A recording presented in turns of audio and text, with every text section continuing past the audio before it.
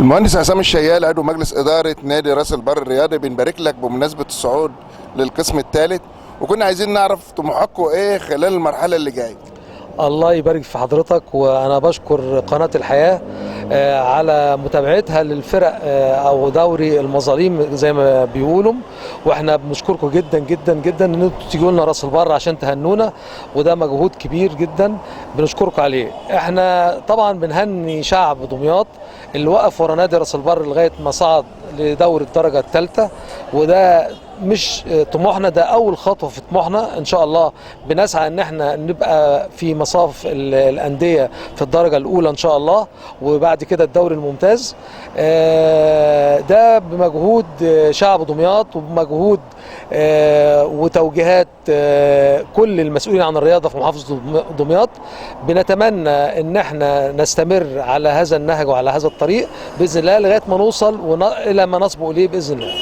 عايزينك تقول لنا ايه اللي انتوا تطلبوه من المهندس خالد عبد العزيز وزير الشباب والرياضه خلال المرحله الجايه.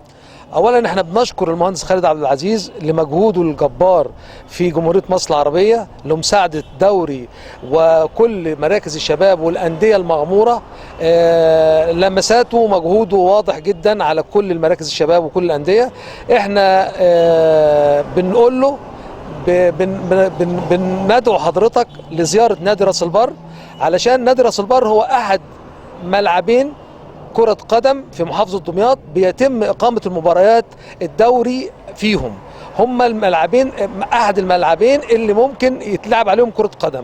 احنا بنتمنى من سيادته ان هو ينجل لنا ملعب راس البر. بنتمنى من سيادته ان هو يعمل لنا مدرجات في نادي راس البر.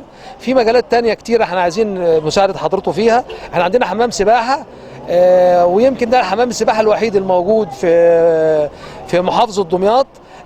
بيعد مراعم علشان بنخش بطولات عالمية، مش على مستوى الجمهورية فقط لا غير. لا، احنا فرق راس البر في السباحة بتسافر اسبانيا وبتسافر المانيا وبتحقق بطولات، وبراعم بتوعنا بيحققوا بطولات كبيرة جدا. عايزين نسخن حمام السباحة، عايزين نعتني بملعب كرة القدم اللي بيتحمل اكبر من عبئه عليه، لانه على طول يوميا عليه مباريات وعليه تدريب. احنا عايزين ننجله، عايزين نعتني بيه. في عندنا نادي اجتماعي، وفي عندنا مقر في نادي 33 برضو كان اصلا هو لسباحه المسافات الطويله. عايزين نحيي سباحه المسافات الطويله في محافظه دمياط. عايزين نقدم كل ما يتمناه الشعب الدمياطي في مجال الرياضه علشان ننهض بالبلد كلها. تطلب ايه مجلس اداره نادي راس البر من السيد المحافظ دمياط؟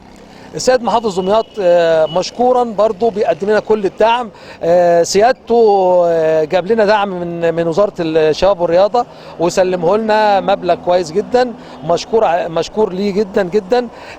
احنا عايزين برضو حضرته مجرد زيارته لنادي راس البر هو بتدي دفعة لمجلس الإدارة وبتدي دفعة للعاملين ان هم يزيدوا في عملهم، واحنا مش محتاجين دعم مادي قد ما احنا محتاجين دعم معنوي.